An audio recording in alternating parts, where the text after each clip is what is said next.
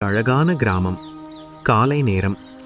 பச்சை புல்லும் பறவைகள் கீச்சும். அந்த கிராமத்துல ஒரு புதிய பள்ளி திறக்கப்படுகிறது. பெயர் அரும்பு மொட்டு மலர் பள்ளி. அந்த பள்ளிக்கு தனது 3 வயது குழந்தையான கார்த்திகையை அழைத்து வருகிறாள் அம்மா லக்ஷ்மி.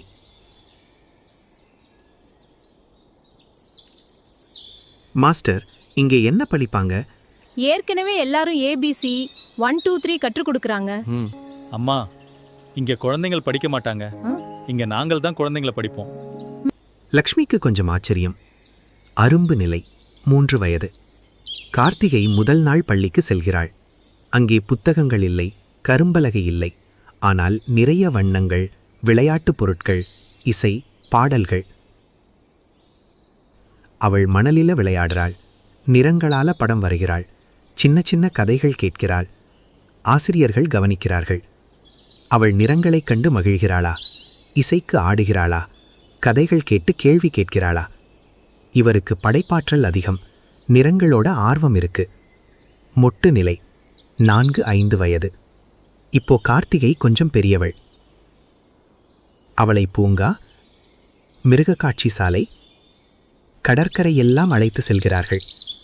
இது மரம், இது எப்படி வளருது பாரு. இது பறவை, இது எப்படி பறக்குது. அவள் பார்த்து கேட்டு அனுபவிக்கிறாள். அவள் மண் கொண்டு சிறிய வீடு கட்டுகிறாள். மரத்துக்கு தண்ணீர் ஊற்றுகிறாள். உங்க குழந்தை கைகளை பயன்படுத்தி கற்றுக்கொள்ளும் திறமை அதிகம். இது ஒரு முக்கிய திறமை. மலர் நிலை, 5-6 வயது.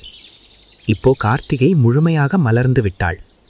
அவள் அழகான ஓவியங்கள் வரைகிறாள். இயற்கையை கவனிக்கிறாள். சின்ன விஞ்ஞான கதைகளை புரிந்து கொள்கிறாள். இப்போது ஆசிரியரும் பெற்றோரும் சேர்ந்து முடிவு செய்கிறார்கள். இவளுடைய முக்கிய திறமை கலை மற்றும் இயற்கை புரிதல். இதைதான் நாம் வளர்க்கணும். முக்கிய மாற்றம், 6 வயது. கார்த்திகை 1ஆம் வகுப்புக்கு செல்லும்போது அவள் எல்லாரும் மாதிரி ஒரே மாதிரி படிக்க மாட்டாள். அவளுக்கான முக்கிய பாடம் கலை, இயற்கை அறிவியல். அதோடு அவளுடைய திறமையை மையமாக வைத்து கல்வி அமைக்கப்படுகிறது. கதை சொல்லும் உண்மை. இந்த கல்வி முறையில் குழந்தை மீது அழுத்தமில்லை, புத்தக சுமை இல்லை, ஒப்பீடு இல்லை, பயம் இல்லை. குழந்தை இயல்பாக வளருகிறது. திறமை கண்டுபிடிக்கப்படுகிறது.